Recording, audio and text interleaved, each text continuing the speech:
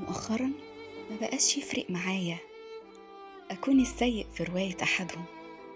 يعني خلاص، اللي عايز يفهمني غلط يفهم.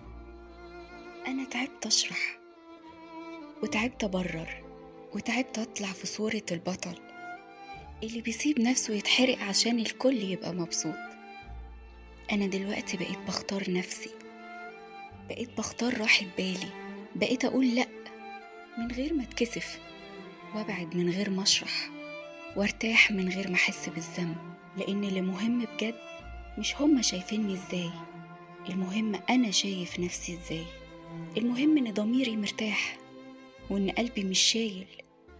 لو كل مرة هضغط نفسي عشان ابقى الكويسة، يبقى انا بخسر نفسي على حسابهم، وده اغلى خسارة ممكن اخسرها.